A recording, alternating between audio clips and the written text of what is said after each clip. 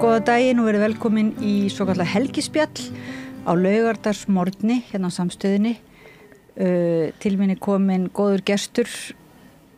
Það Stefán Skafti Steinólfsson. Takk fyrir að koma til okkar. Takk fyrir að bjóða mér. Og þitt svona starfseiti kannski helst þá, já, eins og þú segir, velvirki. Getur kannski byrjað bara að segja mér, hvað það eiginlega, svona velvirki? Við erum komin úr svo, hvað gerur sem velvirki? Já, velvirki að býsna fjölhæft starfseiti, sko. Næri við margt. Gera við vélar og vélsmíði í almenn. Svona allt múli í maður eins og slæmur í slettu. Já. Þannig að þú ert sko, ég hitti þig á Skarðströndinni í byrjun árs og nú erum við í byrjun þorra. Já. Bóndadagurinn nýliðinn og það dálítið við hæfi svona finnst mér að fá heljarmenni eins og þig í upphafið þorra og þú ert líka kvæðamaður og vel tengdur inn í þessar svona þorra hefðir, það ekki? Jú, maður hefur gaman af gamallega góðri menningu og svona góðum siðum. Og þú ert semst alinn upp í ég hitti þig í Ytri Fagradal á Skarðströndinni í Dölunum, þannig að þú ert dalamaður. Já. Fæddur í Reykjavík en maður segir alltaf fæddur og uppalinn í Ytri Fagradal á Skarðströnd. Já. Viltu byrja að segja kannski okkur bara aðeins frá þeim stað svona? Já, Fagradalur Skarðströndin í Fagradal sem klífur þarna fjallin til suðurs. Staðsetjan þarna kannski beint á móti Reykhólum ef við vilja staðsetja sig. Þetta Breiðafjörður sko, já. Og þarna einmitt mikil þangvinnsla. Já, mikil lífmassi þarna í firðinum allstaðar. Og fallegar eyjar. Breiðafjörður mikil matarkista, já, og mikið af eyjum. Hreinn Friðfinnsson, myndlistamaður heitinn, hann lýsti fyrir mér einhvern tímann að það bara Fagradalur og Ytri Fagradalur, þetta væru fallegustu staðir á Íslandi að hans mati. Hann var náttúrulega dalamaður sko, þannig að hann var alinn upp að bæ. Já. Og svo fyrir hann að koma þarna sko að sjónum einhvern veginn í Fagradal. Já, ég get nú alveg tekið undir það þó ég sé ekki hlutlaus en það gríðarlega fallegt í Fagradal og dalurinn ber nafn með rendu og náttúrulega eyjarnar fyrir framann og Barmahlíðin og það sko þegar maður keyrir þarna út af þegar maður keyrir frá þjóðveginum út á Fellströndina eða Skarðströndina. Skarðströndina, já. Þá sko það finnst maður aðeins komast yfir í annan tíma, svona einhvern veginn tilfinningi fyrir gamla Íslandi að það minni umferð, það ekki svona staðaskála stemning og túrismiðar og vegurinn náttúrulega kannski ekkert kannski frábær með fullir virðingu fyrir vegagerðinni. Nei, hann barn síns tíma. Og stundum hrun og svona og náttúrulega víða á Íslandi svoleiðis en segðu mér sko fekkst þú svona í þínu uppeldi upplifir að þú hafur fengið að kynnast sko gamla heiminum eða sem sagt finnst þér þú hafa kynnst eiginlega núna vegna breytingarna þú hefur bara eiginlega fengið innsýn inn í gamla Ísland alveg? Já, þetta var svona skemmtileg fjölskyldugerð sko. Ég var svo heppinn að ég hafði ömmu og afa heima alveg til 25 ára aldur sko. Og það var mér þessi vinnumaður á bænum sem var úr Úffeyjum. Þannig að ég fekk alveg gömlu fjölskyldugerðina bara í fangið sko. Ég ákaflega þakklátur fyrir það. Þó að auðvitað fór þetta kostur og gallar. Sambúðin gat verið erfið og líka góð. En ég var eins og blóm í eggi í uppvextinum sko. Ef það var eitthvað í matinn hjá mömmu sem fannst ekki alveg eins gott, þá fór ég bara niður til ömmu sko. Það kannski útskýri stærðina. Nei. En var pabbiðin nú svona svolítið þjóðþekktur maður, Steinólfur. Já, Steinólfur Lárusson. Já, og hann svona var náttúrulega áttu auðvelt með að koma fyrir þessu orði og var uppfinningamaður. Já, hann var svona maður margra heima sko. Hann hafði mikla málfar sko, tók þetta einhvern veginn upp og oft vitnaði í hann fann upp nýjir og fleira sko en hann var bara skemmtilegu maður sko, það var aldrei dauðstund sko. Nei. Það var alltaf eitthvað að vera sko. Og það ennþá í Fagradal verið að gera tilraunir í búskapnum og Já, svona já, ákveðin nýbreytni þar Já, og í bragganum menningar og vísindastofnunni sem hún heitir. Já. Það margt brallað, sko. Þannig er opbáslega fallega geitur og Já. verið að gera tilraunir með að búa til geitaost og Já, systir mín tók við búi og hefur staðið sig gríðarlega vel og verið nýjungagjörn. Hún reyndi fyrir sér lífrænni ræktunum tíma og gekk mjög vel en umhverfið var ekki henni hagstætt. Nei. Því miður. Það er alveg eiginlega sorglegt því að það var náttúrulega mikið í lagt hjá bændum að leggja út í svona ævintýri að hefja lífrænan búskap og... Já, þetta náttúrulega framtíðin, sko. Svo þetta Danir eru komnir vel yfir 30% þeirra búskap í lífrænt, sko. Þeir hugsa til framtíðar því að jarðvegur í Danmörku líka orðin svo súra, þeir verða að gera eitthvað, sko. En það var ekki alltaf góður stuðningur og mér sé að stundum var mest að baráttan við bændasafningin jafnvel. Það var svona svolítið núningur ef eitthvað fer út fyrir ramman, sko. Pabbi var nú duglegur við það og systir mín það líka og mágur sem hann 1000 tjala smiður. Já. Guðmundur og Halla. Það verið dugleg, já, Guðmundur og Halla. En ef ég má aðeins segja frá kannski upprunanum að amma mig hétt Borghildur Sigríður Guðjónsdóttir og fætt á Kambi Reykjavík, þau bjuggu lengi á Ströndum. Afi minn Lárus Hall Alexandersson, hann var fættur í Arni á Breiðafirði. Þannig að það er svona breiðfirðingur og strandamaður í mér, sko. Er ekki Arney stór, svolítið, eða? Jú, hún er svona þokkalega stór. Hún er þarna hún er stutt frá Fremri Langey, það er bara sund á milli, sko. Ég veit nú ekki hvað Fremri Langey er. Það er orðið mjög stutt Stykkishólmur frá Arney, sko. Já, svoleiðis, já. Er það sem er siglt til þess að sýna oft? Já, það er svona mikið eyjaferðir fara þarna svolítið. Sæferðir fyrir ekki. Já. Og þetta eru afiðin og amma, sem sagt, föðurmegin þá? Já. Svo er úr móðurættinni, þá var afinn minn bjó á Hamri í Hamarsfirði, Ólafur Þorlinsson og Þóra Sigurðardóttir. Hvað er nú Hamarsfjörður eða þú svona segir þeim? Já, Hamarsfjörðurinn er þarna fyrir sunnan Djúpavog. Djúpavog á Ströndum? Nei, fyrir austan? Á Austurlandinu. Já. Það fyrir ekki ruglast alltaf Djúpavogi og hvað er það, Djúpavík? Djúpavík, já. Pappið fór þvert yfir landið, hann hefur verið svona illa kynntur, hann sótti sér kvonfang austur. Já. Nei, það er nú saga að segja frá því, ef ég má segja þá sögu. Endilega. Hann kemur nú fram í bókinans, ágætri, sem heitir Einræður Steinóls í Ytri-Fagradal. Já. Það var þannig að þeir voru á Tóugreni og svo þegar hann fer heim kvöldi þá ákveður hann tekur þarna burkna, fallegan burkna og grinn og leggur hann undir kottan sinn og ákveður að nú skulle hann dreyma konuefni sitt. Og hann dreymir mömmur, þetta andlit, sko. Síðan ber það við nokkur setna, hann er á ferð á Laugaveginum og sér hann að handan götunar, sko. Og hann hagar þannig til að hann fer svona þrisvar fram hjá henni og hann er alveg viss, sko, þetta er konan, sko. Og þekki bara svipinn. Þekki svipinn, þetta er svona góð saga. Og hvað eldan hann svo bara... Já, svo veldi það hann til að hún hafði kynst Öldu, systir föðumís. Þannig að það er svona, þau rugluðu sem að reytum.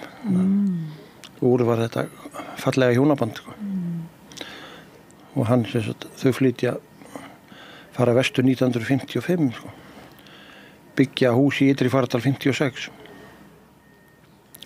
Byggja semst við gamla bæinn sem afi með risti 39. Faðir minn fæddur í Torfbæ, sko, og bjó þar fyrstu 11 árin, sko. Torfbæ í Fagradal? Já, í Fagradal. Það er nú ekki lengra síðan. Nei, en þannig að þú, það er svona stutt í Torfbæinn þá. Já.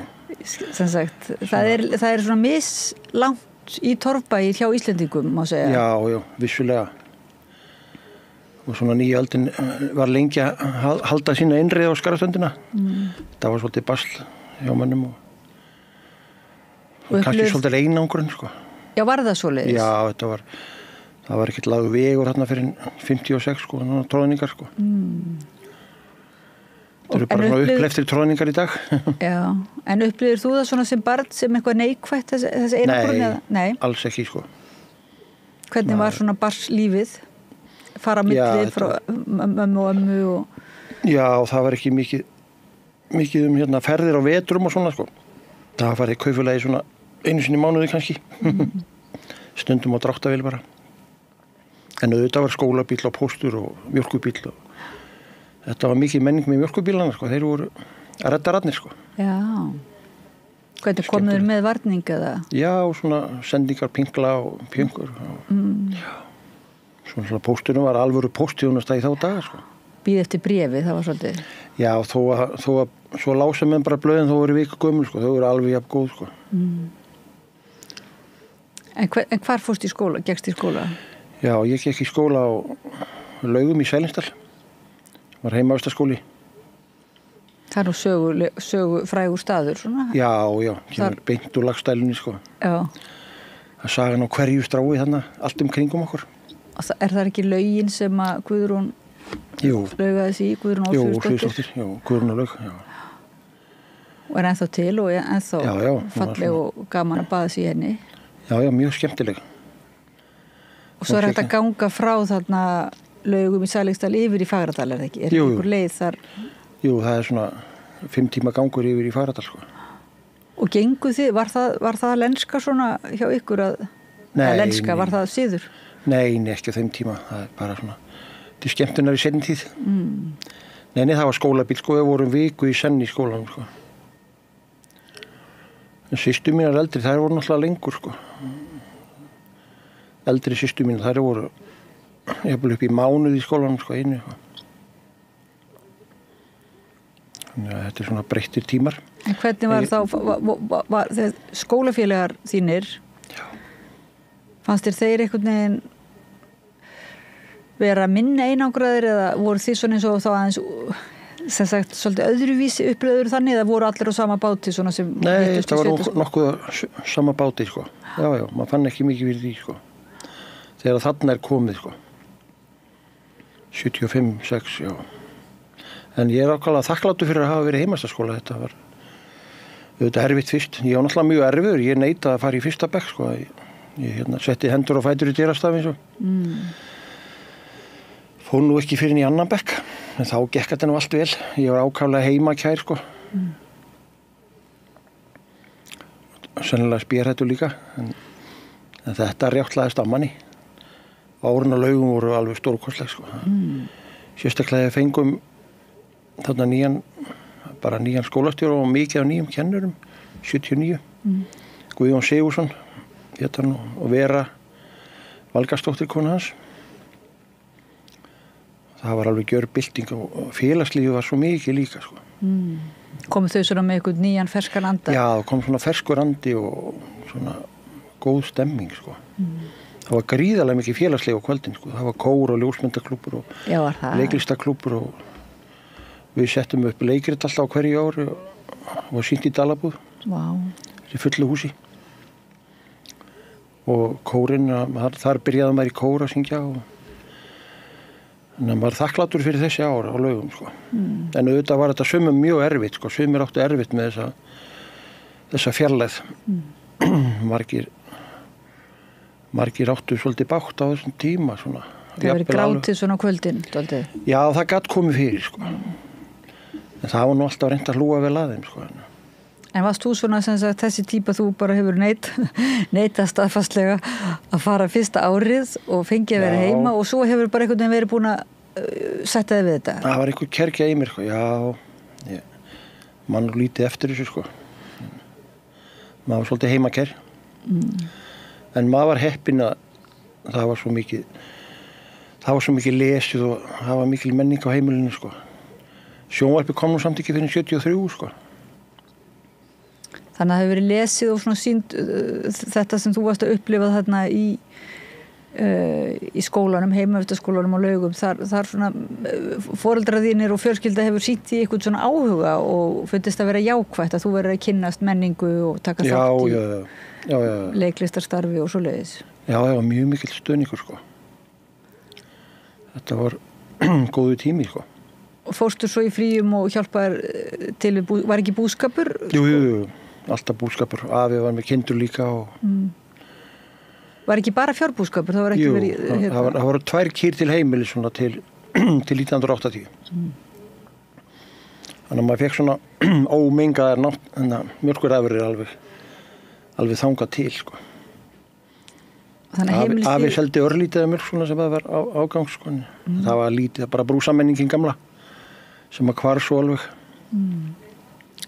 Brúsamenningi, það er nú svona... Já, það eru brúsapallarnir til, sko. Það var brúsapallar á hverjum bæ, sko. Já. Oft myndalegir. Og fylgdi þessu, það er nú svona til einhver rómantísk lög brúsapallana. Bjössi á mjölkubílnum, þetta er náttúrulega klassík. Já, og þú hefur upplifað það, að Bjössi hefur komið, það hefur verið einhver Bjössi svona sem kom, hress Bjössi svona. Já, þetta voru alvöru kallar, sko. Það voru oft marga daga á leiðinni bara fyrir strandir, sko. Já. Og komið svo loksins til ykkar og... Já. En fórstu eitthvað á strandirnar? Þú sagði mér að þú hefur eitthvað alist upp á ströndunum. Nei, ekki þar, nei. Nei, þú ert bara ættaður það? Ættin mín, já. Já. Ættin mín þar. En tengistu ströndunum eitthvað núna? Svona, já, svona sterkari tengingu við neinn. Maður sækir svolítið í það, svona. Góður frendgarður, þannig að maður sækir í fólkið. Og hvað, þaðan komin kveðskapurinn sem að þú svona stundar, það ekki þú, eða þú allar með kveður? Já, örugglega, sko. Afi minn líka hvað alltaf, hann hvað sér í svefn á hverjum degi, sko. Nú? Já, hvað mikið, sko. Pabbi var alltaf að fara með hendingar og söng mikið líka. Og mamma söng náttúrulega alltaf mikið. Pabbi söng alltaf í bíl, sko. Hann fór aldrei svo í bíl, hann syngi ekki fyrir alla sem voru í bílum hana, sko. Hvað sem ég líkaði betur að vera, sko. Já. Kannski eitthvað spurning einbeitingu líka svona... Já. Var hann svona söngla til þess að geta betur einbeitt sér við aksturinn eða... Kannski, nú leiði hann bara vel, Oft var að hvílda keyra. En afiðin ég hef eiginlega ekki heyrt það fyrir að menn hafi sko kveðið sig í svefn. Já, hann svona... Nei, hann svona sönglaði bara svona... Maður heyrði þetta alltaf, ég var stundum í herbyggi við hliðina og þunnir gamlir veggir og þetta áhuga notalegt að afi vera kveða á kvöldin, sko. Já.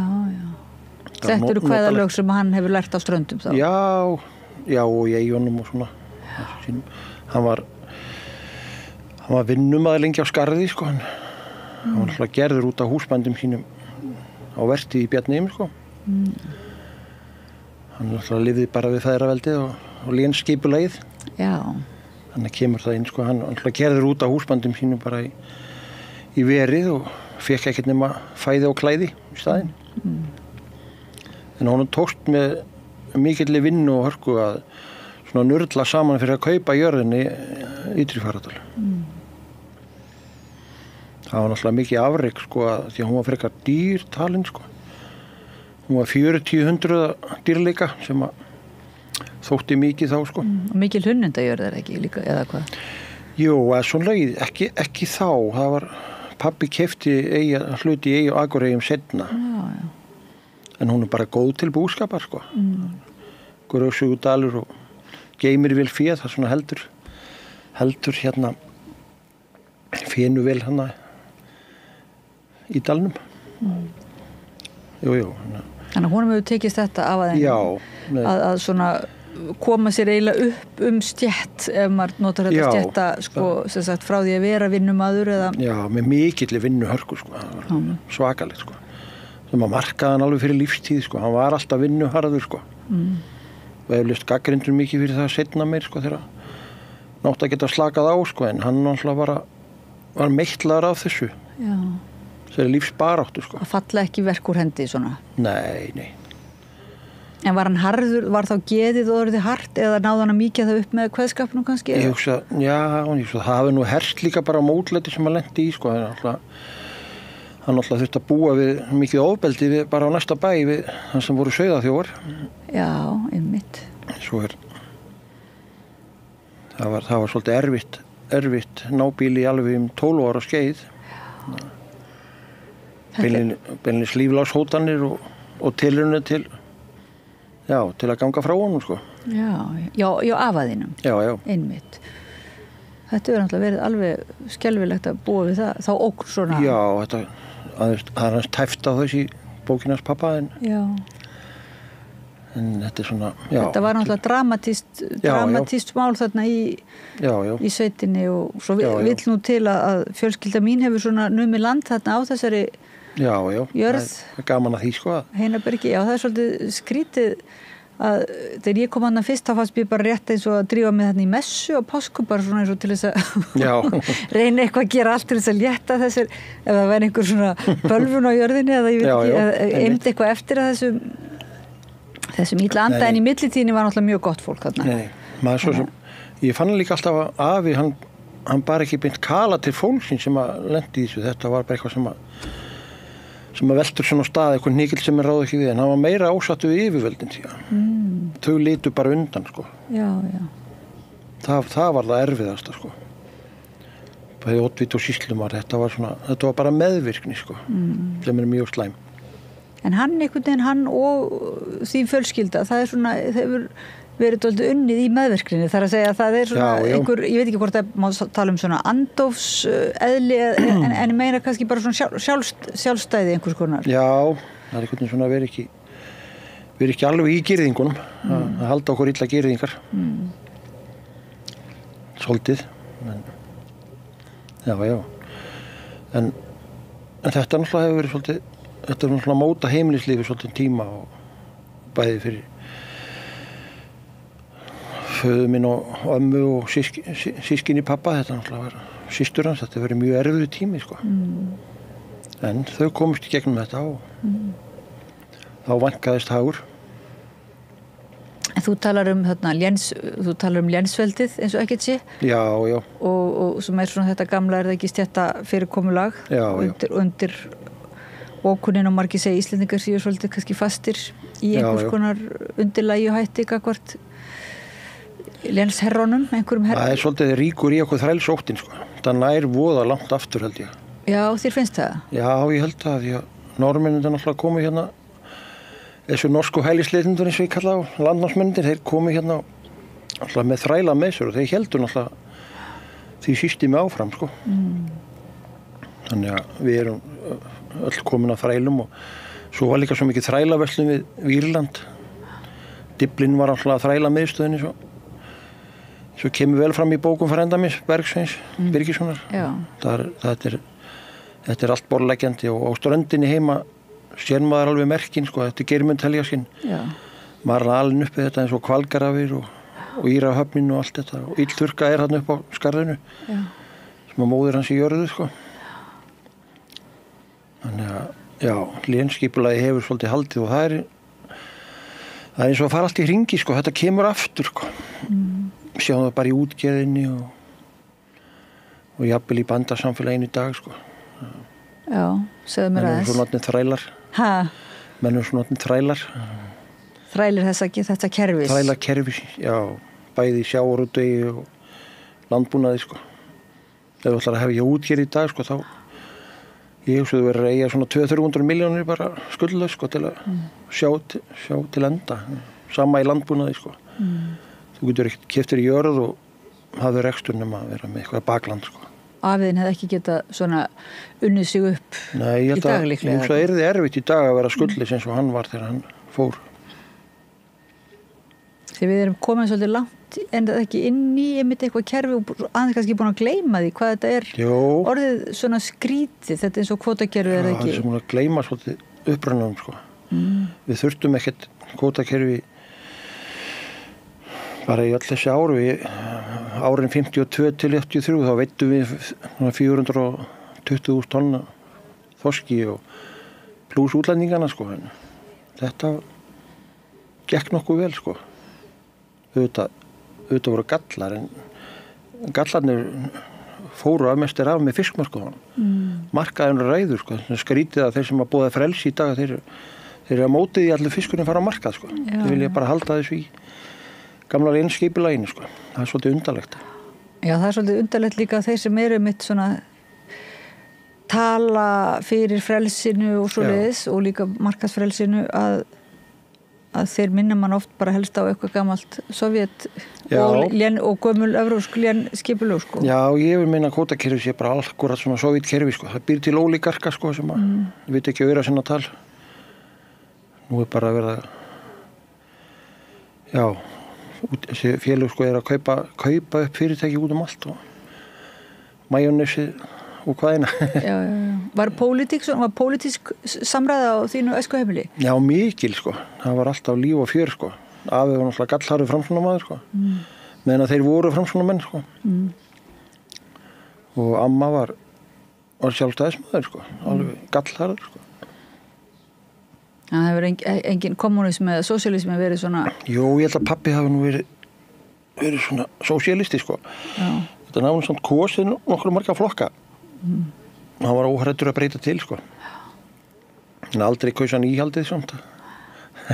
Það fannst þér svona verið uppeldi þeirra áhersla lögð á því að hugsa sjálfstætt eða? Já, alveg gegnum gangandi sko. Það var allar skoðanir höfðu rétt á sér sko.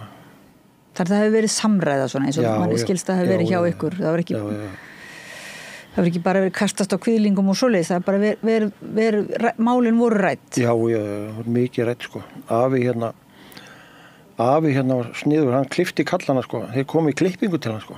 Þá var pólitíkin tekin alveg í botn sko. Það var gaman að fylgjast með. Og komið þér þá í Fagradal og hann var með hálfgerða einhvern stað þar sem hann gat... Já, hann klipptaði bara eldhúsinu niðri hjá ömmu sko. Já. Smeltaði á lagi og klippti það sko, með gömlu klippurnar og skerinn, hann var flinkur sko. Já, hann hefur verið fjölhæfur þessi Já, hann var laginn sko, sláttumaður góður, hann var eftirsóttur vinnumaður sko. Þetta var eins og svipa í höndunum á honum sko, orfið. En fannst þér svona, þú talar lýðveldið, svo hefur líka talað feðraveldið sko. Já. Fannst þér það koma samt einhvern veginn þótt að hann væri sem sagt kannski að veita því við nám svona í sínu lífi og háttum þá? Ég held að afi hafi nú alveg viðhaldið í sko, bara kannski villri nöðsinn sko. Það var ekkert annað í búið sko. Hann var einhvern veginn að lifa af.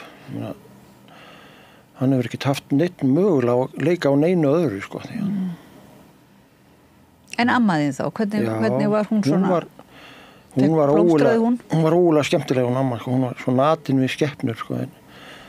Náttúrulega var það mikið í þessum hefðbundnu eldhússtörfum og hún var mikið grasakona. Hún litaði líka ull og hún var ógulega mikil vísindakona í þessu sko. Og var hún með lækningauppskriftir líka? Já, jurtir og fleira, hún safnaði mikið jurtum og bruggaði mér í vallhummal og svona, þetta var eðalmjöður. Hann kunni á þessa gömlu góðu lækningajurtir sko. Einmitt. Já, systir þín ætlaði mitt að finna uppskriftina held ég af vallhummals. Mjöðunum. Mjöðunum. Já, hann var skemmtilegur. Og hvað hét ammaðin aftur? Borghildur. Hún hét Borghildur, já. Þannig var hún líka svona í þessu að ræða málin og uppfræði ykkur og... Já, hún var kannski ekki að flíka því mikið. Hún fræddi okkur mikið, sko. Hún sagði okkur mikið á sögum á ströndum og maður sagði tótt með niklakörfunin og hann með körfu alltaf miklu niklum þá ræktið maður út og vafði upp aftur og amma sagði sögur og með það, sko. Hún gæti alveg sagt sögur í klukkutími saman, sko. En hún var að prjóna og voða notalegt heimilislíf. Þau hef ekki skrifað, hún hefur ekki skrifað niður sína sögur eða svoleiðis, engin skrifað eftir henni? Nei, hann til aðeins á Ísmú svona viðtal við hana, skemmtilegt. Já. En þau fluttu að innri Fagradal, við heldum einmitt upp á þessa tímamót í fyrra, það voru þessi 17. júní löngu áður en það var svona hátíðisdagur, þá fluttuðu frá ströndum og að innri Fagradal 1924.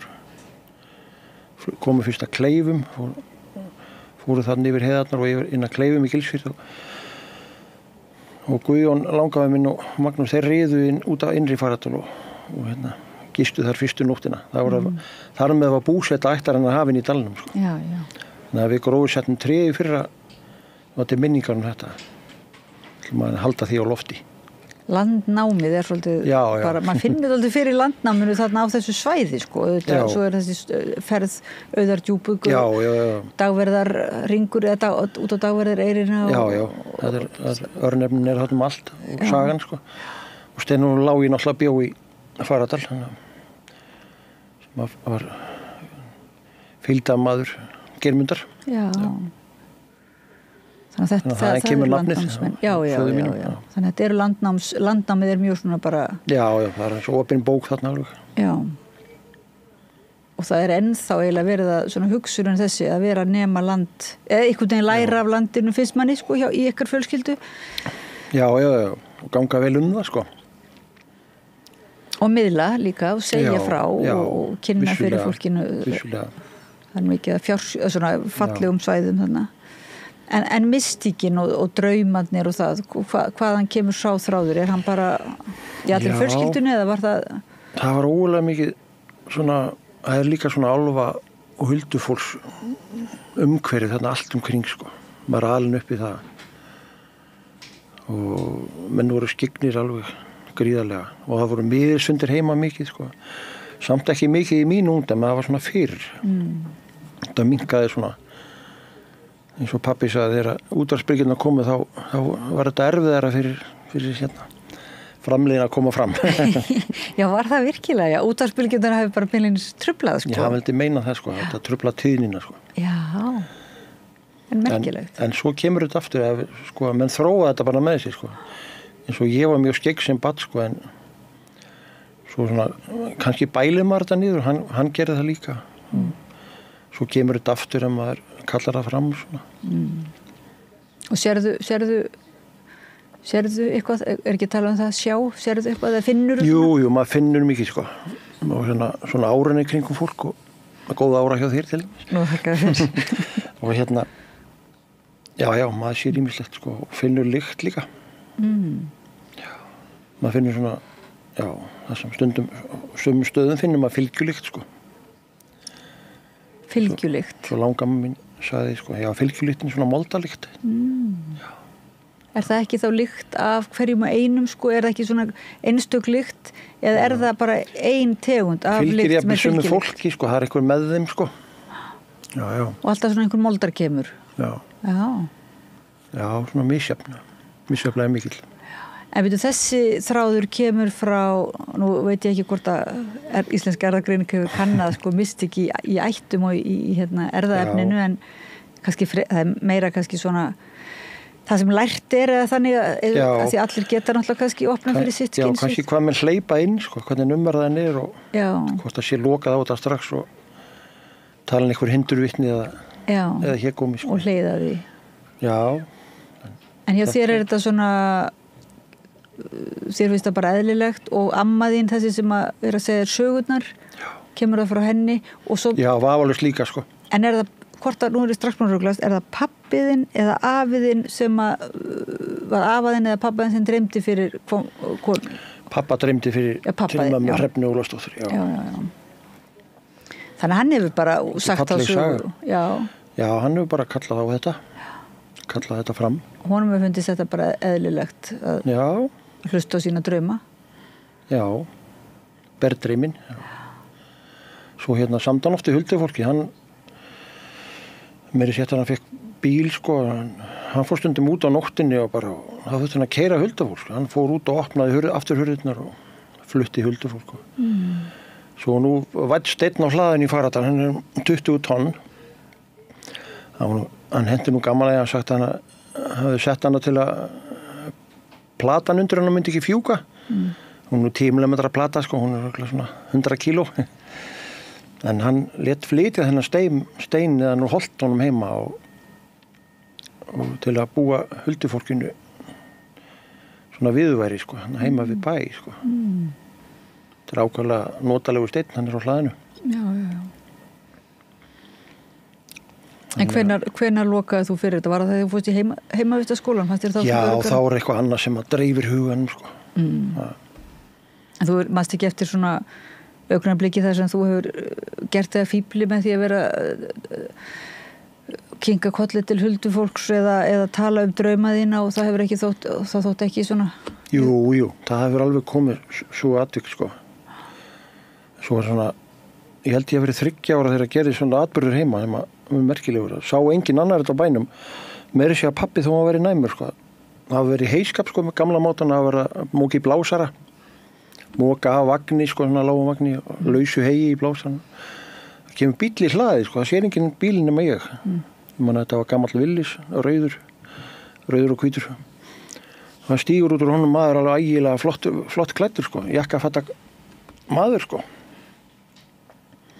Og hann fer eitthvað að gefa sig á tal við mig og hérna, það atvikast þannig að hann hjálpaði mér upp á vagni sem ég átti ekkert að koma, sko. Þetta var vel hátt, sko, fyrir svona gutta þó ég væri sér langur, þá var ég stuttur þá. og hann lyfti mér upp og pabbi einmitt að renna hérna í kvíslinni þá aftur vagnin og það fer í höfuð á mér, sko. Ég með ör hérna á þessu ennþá, sko. Nú. Já, sleppur, sko, það fer bara hérna sitt hvoru megin. Já, hérna. Og hérna, en þetta fann nú vel sem betur fyrr, það er bara dugði plástur á þetta. En byrju þetta, og svo sagði þú að það hefði huldumaður, eða þú já, það veit enginn hvernig ég komst þarna upp á vagninu aftan, það er alveg óútskýrt.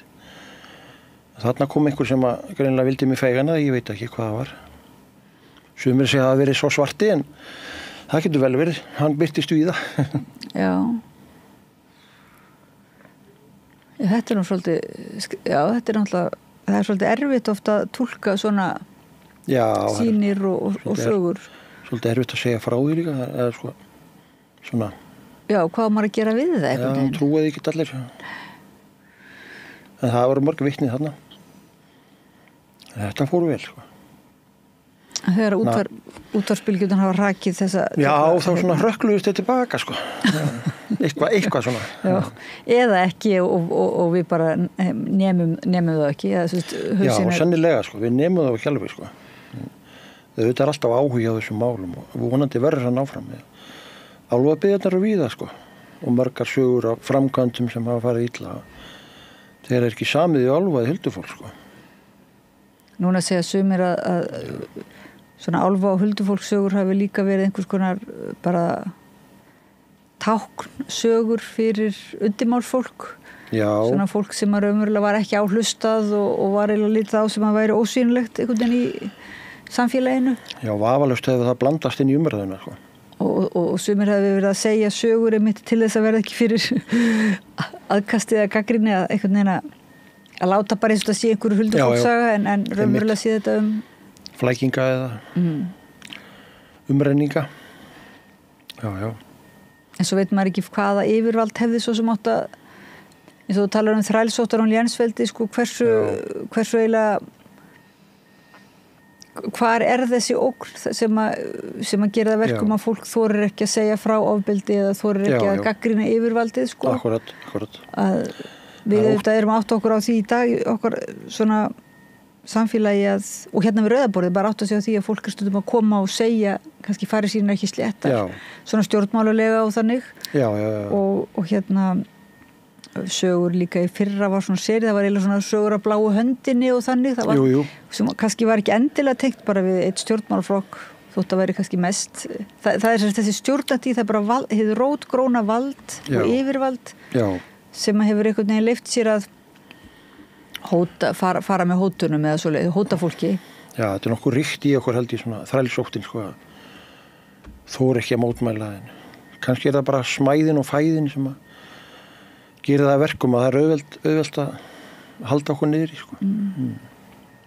En á þínum fullorðinsaldri svona, hvernig hefur þú upplifað þetta?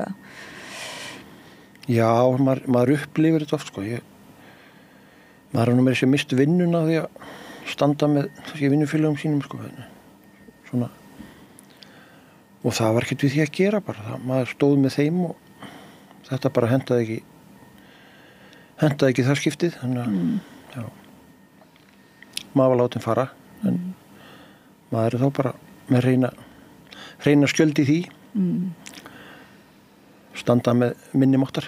Þú hefur verið alinn svona upp.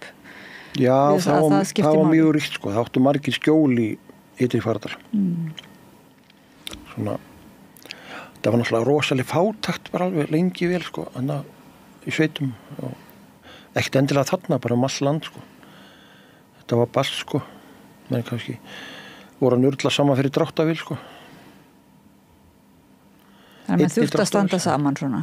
Það var bara upp á líf og dauð að vera með samkenndina í lagi. Já. Eins og er það kannski ennþá í dag. Þetta var líka örugglega vafalaust líka svona hjá móður minni. Hún alltaf kemur á hvað maður að segja, stóru heimili. Hamar var í alfara leið þarna fyrir austan og það verið svolítið viðbrigði fyrir hann að koma í bara einangrun hann á ströndinni, sko. Já, var það henni svolítið fannst þér, það var hennar siður að taka vel á móti fólki? Já, bærin var í alfara leið og margir betur skýstingar, sko. Þannig að þótt að þið hefur kannski ekki haft mikið til skiptana, þá hefur samt verið lögð áherslu á að gefa með sér. Það var alltaf, sko. Það var alltaf þessi gamla góða gestrisni. Já. Og er enn á bænum mjög áberandi svona gestrisnisandi en upplifið þú svona, er þetta hugmyndir kannski sem hafa komið bara þegar þú lítur öxl eða upplifið þú einhvers konar fátækt eða skort svona þegar þú varst alast upp? Nei, aldrei, sko, maður var alveg svo blóm í eggi, sko. Það skort ekkert á það, sko. Það var kannski frekar stærðin bara eins og pappi ruglaðist uppi, sko. Þetta var svona pínlítið svona einelti brót á stærðinni, skilur, eða stríðinni, sko. Maður var alltaf haustnum hærri en hinni, sko. Þá var auðvelt skotmark. Það var svona brynja mann örglega, sko. Já. En pappi ólst upp í svona fátækt, sko, eins og í klæðaburð og öðru, sko. Þannig að var ekkert auðvelt að fá fatnað eða skó á þeim tíma, sko. Fyrir svona stórgripi, sko. Nei, já. Þeir sem eru úr ekki í norminu í líkamsstærð bara beinlínis að þeir, og fyrir þá sem eru að hlusta á okkur í útvarpi þá er þetta að vísa í stærð, þú ert sko hávaxinn maður, þannig að svoleiðis að það hefur bara verið strax erfitt að fá eitthvað skó og fatnað sem að bara passaði á þig. Já, það var mikið erfiðar þann tíð. Já, og pappaðinn sérstaklega þá. Já, hann var alveg. Sérstaklega þá skó, því það var kannski hægt að sauma samanföt. Þetta voru sauðskinsjór og svo gúmítútur þegar þær komu og svo breyttist þetta náttúrulega allt eftir stríð. Já. Þá breyttist þetta mjög þá. En var eitthvað, lærður þá af pappaðinum einhverja leið til þess að bregðast við svona áreiti og einelti eða? Já. Fannstu þína leið bara? Já, kannski með mín leið. Hann kannski fór svona meiri upp í að vera svona skemmtikraftur, sko. Eða svona segja sögur og brynja sig einhvern veginn með því, sko. Feikna góðu leikari, sko, líka. Eftir Hermann. Jú, ég hef eflaust gert það líka, sko. Svona leiðir þetta hjá sér. En þetta er samt svona pínlítið einelti eins og maður sér. Já, og það er svona situr í þér fram á fullorðinsaldur. Já, bæði, ég held að bæði hágir og lágir verði fyrir þessu, sko. Þetta er eitthvað sem maður þarf að læra á, sko. Já, svo sem sama hvernig fólk er, ef það er eitthvað sem bara stendur út úr. En betur fyrir fólk alls konar. Já. Hvernig finnst þér svona umræðan í dag einelti? Það er alltaf á að vera aukin meðvitund og í skólum eru eineltis áætlanir og svoleiðis. Já. Finnst þér þetta vera ganga vel eða svona vera allir bóta? Gott starf, sko, það gengur örugglega vel í skólunum allavega. Börnin mín finnst mér það hafa gengið vel en ég held að það gangi ekki eins vel í fyrirtækjunum, sko. Nei. Þessi fræga meðvirkni er svolítið ríkjandi ennþá. Það er svona það hefur allavega verið þannig svo vinsælt að fjarlægja þann sem verður fyrir eineltinu í staðinn fyrir að taka á vandanum, sko. Það er alltaf þægilegra, sko. Það er fljótlegra. Þannig að það er raunverulega ekkert svona eftir hrun þá voru nú settir að laggirna svona ýmsar siðanefndir. Jú. En kannski er ekki eitthvað virkar eineltis áætlanir og kannski virkar það ekki beinleinis í einhverju fyrirtækjum sem eru bara stjórnan sjálfu sér. Það fer svo eftir vafalaust eftir stjórnendum á hverjum tíma sko. Bæði stjórnum og aðri stjórnendum sko. En þegar þú ert fjölskyldumaður, ekki? Jú. Þú átt börn og viltu segja okkur aðeins frá stökkva aðeins fram á við? Já, stökkva fram á við. Já, frumburinn átti afmæli í gær. Til hamingju. Hallgrímur Pálmi, hann fæddur 87. Hann kynntist alltaf í skólanum bara barnsmóður minni, Lindu Björk Semjonsdóttur. Við ruglum saman reitum og það var barn úr, ákaflega stoltur á drengnum. Hann múin að gera með afa, það eru 2 afabörn, Hrafntinna og Freysteinn heita þau, 10 og 7 ára gömul, þannig að það er ríki dæmi. Svo kynntist ég og bjó með fyrirverandi konu minni Þóri Helgadóttur frá Þyrli í Hvalfirði. Við vorum gift í 18 ár og eigum dótturina Jófríði Ísdísi. Það er svolítið skemmtilegt nafn. Svo fyrsta sem ég hétt Ísdís. Við sóttum til mannafnanefndar og þeir voru bara hissa á að þetta væri ekki löngu komið eins og Vigdís og Jódís og Eydís. Flott nafn, Ísdís. Ísdís, já, það er svolítið skemmtilegt. Þetta er gæfa eiga góða falli börn. Þú átt hvað, 2 systkini? 3 systur á ég. 3 systur, já. Ólöf Þóra fædd 54, hún verður sér fædd á Hamri, gamla bænum á Hamri í Hamarsfirði. Svo er Sesselja, hún er fædd 59, býr á Hornafirði. Svo er Halla bóndi í Ytri Faradal. Mikil gæða kona. Þannig að ég er litla barnið. Heppin að þekki hana. Já. Þú ert litla barnið. Ég er yngstur, já, 67 módel. Já. Og þú áttu 2 börn.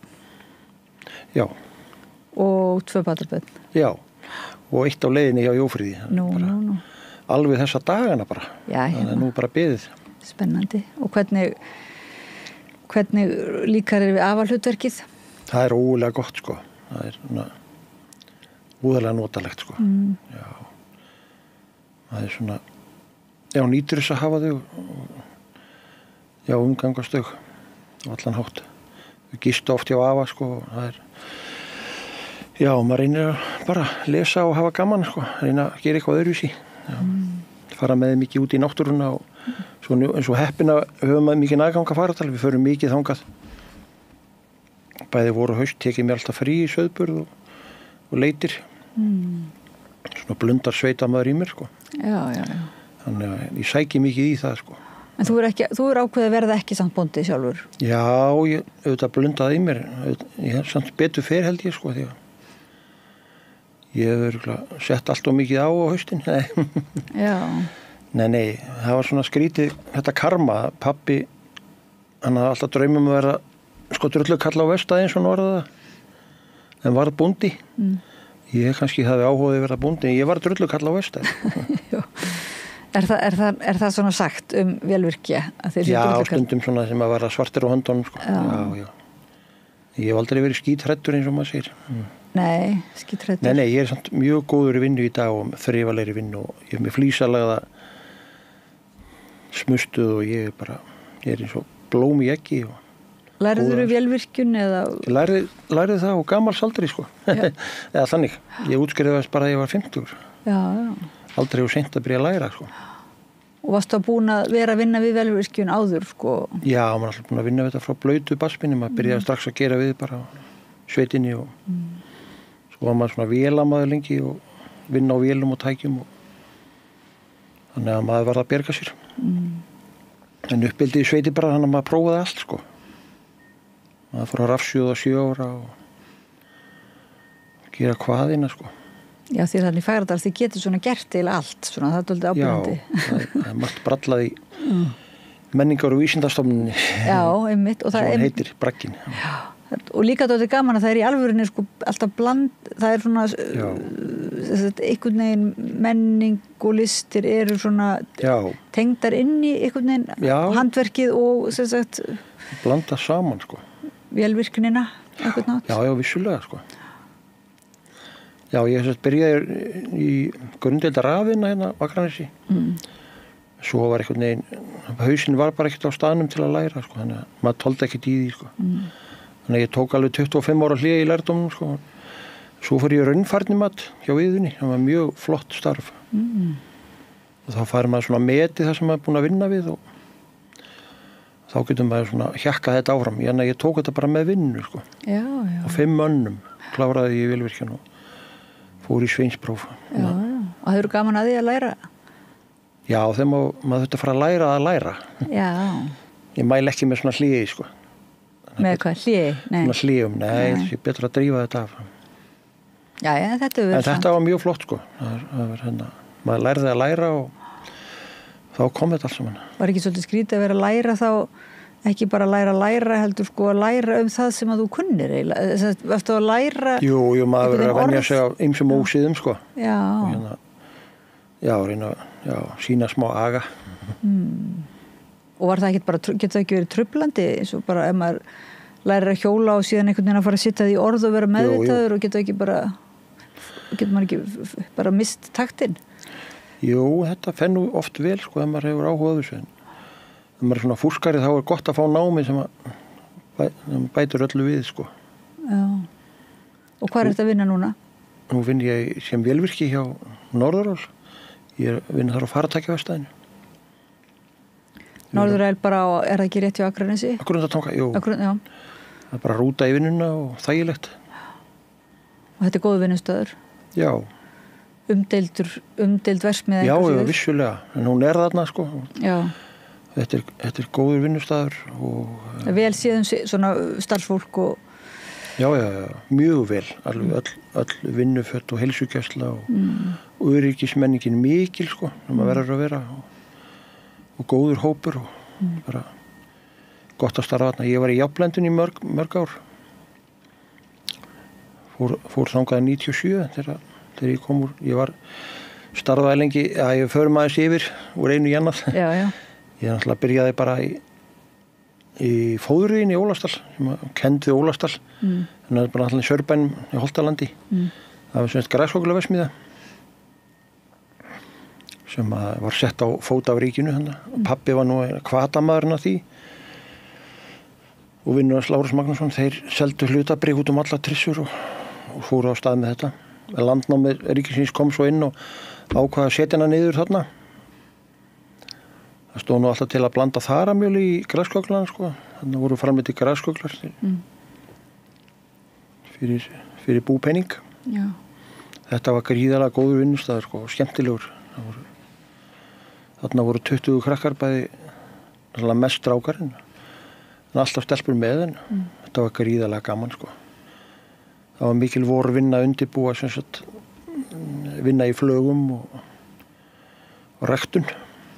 Þetta er svona algjör nýsköpun náttúrulega að búa til þetta lítil verksmiðja út á landi sem er að búa til fóður fyrir land, dýr landsins, þannig að þetta er og hefði átt að blanda með kannski var það síðan aldrei gert? Nei, því miður. Það hefði átt að búa til svona ofurköggla, sko. Þá sé versmiðin hefur lifað lengur, sko. Og lifðun ekki, þannig að það er ekki lengur hægt að gefa grasköggla, innlenda grasköggla? Nei, þetta er náttúrulega dóa, þetta er náttúrulega því miður brent með svartolíu. Það var ekki nóg sérst kraftur í að breyta þessu í svona rafkittil. Nei. Svona dattu fyrir. Eða ekki mátt taka eitthvað af rafmagninu sem var selt á spotprís til Grundartanga og selja þarna ódýrt til graskögglaverksmiðjunnar? Alveg tvímælis, sko, það hefði mátt halda þessu gangandi, hefði verið vilji stjórnvalda, sko. Já. Eða stöðningur. Það því miður ekki því að svo náttúrulega voru þið bara fluttir inn grasmíl frá Danmörku. Þannig að það var engin stöðningur hérna innanlands. Þetta hefði svo mátt lifa þessu versmiður ef það hefði verið svona stöðningur ofan, sko. En svo er það Reykhólar, það er nú heilmikið starf í gangi. Það er nefnilega háhitinn, sko. Það er mjög flott versmiða, sko, sem maður nýtir þangið, sko. Þetta er gríðarlegu lífumassi í Breiðafirðinum sem endurnýja sig, sko. Mér minnir á Skarðströndinni sem er svona 25 km löng, það eru áallir svona 140.000 tonn af þangi, sko, og engin planta er eldri en 7 ára gömul, sko. Þannig að það er mikil endurnýjun, sko. En það þarf virkilega samt að gera þetta skipulega sko, og ekki ganga á lífríkið sko. Já, sem vel gert hjá Þörungaverksmiðjunni, en maður svona skynjar mikla ásókn í þetta núna. Já. Svona utan að komandi, það fleiri vilja komast á jötuna, þannig að maður svona áhyggjur á Breiðafirðinum á margan hátt. Það stór fyrirtæki þá svona sem að vilja, eins og í Seyðisfirði og svoleiðis, vilja svona áselast þessi auðlind eins og aðrar? Já, ég held það. Því miður þá fer það út í það sko. Þannig að það einhvern veginn þessi stuðningur við litla lokal framleiðslu, hún einhvern veginn hefur aldrei náð, það hefur ekki alveg sá stuðningur hefur ekki verið svona stöðugur eða svoleiðis. Nei, og illu heilli sko, verksmiðjan á Reykhólum var í eigu Íslendingar, sko, hún það ekki lengur sko. Hún hefði alveg mátt haldast í okkar eigu sko.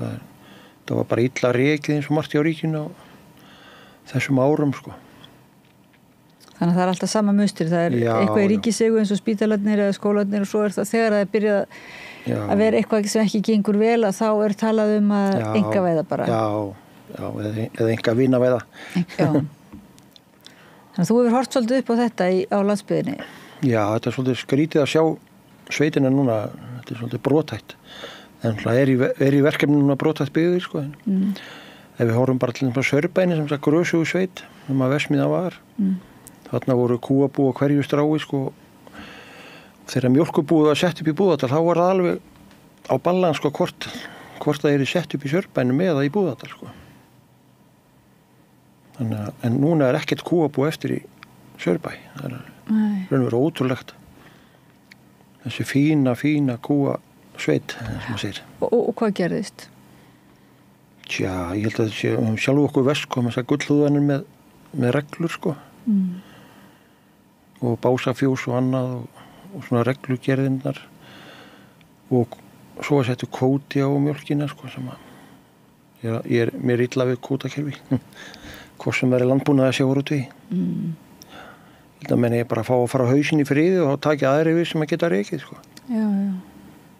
En kvóti sko, minnst orðið kvóti þegar þú ert að tala til dæmis þangvinnsluna að það þarf á einhvern hátt að eins og þú segir að stýra því þannig að það sé ekki, og eins og með fiskinn væntanlega, þarf á einhvern hátt að stýra því þannig að það sé ekki ofveiði eða ofvinnsla. Algjörlega. Er það ekki svona hugmyndir kvóta eins og maður hafði það fyrst, að það er einhver svona takmörkun eða kvóti, en svo er þessi kvóti eins og við upplifum í sjávarútvegunum og þú tala mjólkinni, er það ekki þá einhver eignarhaldskvóti, þá er þetta eitthvað þá fer þetta snúast eitthvað allt annað sko. Þá fer þetta snúast allt annað heldur stýringuna sko, því ef við horfum bara árangurinn á til dæmis kvótakerfinu sjávarútvegi sko, það fæst aldrei neinn umræða rökaraður þetta. Jón Kristjánsson er búin að hamra þessu mörg ár og hann verður bara fyrir einelti, hann er bara þaggaður niður sko. Þetta er alltaf rétt og satt sem hann segir, sem betur fyrir orðin meiri umræðum þetta núna. Árangurinn sko, það var stemt að 500.000 tonna veiði svona jöfnri veiði. Árangurinn eftir 40 ára tilraun er bara, við náum kannski 200.000 tonnum sko. Það er ekki góður árangur í rekstri fyrirtæki sko. Já, það er bara það, árangurinn er ekki góður. Líffræði árangurinn er engin sko.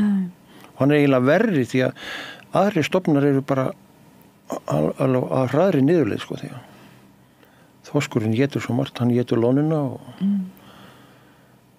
þetta hefur áhrif.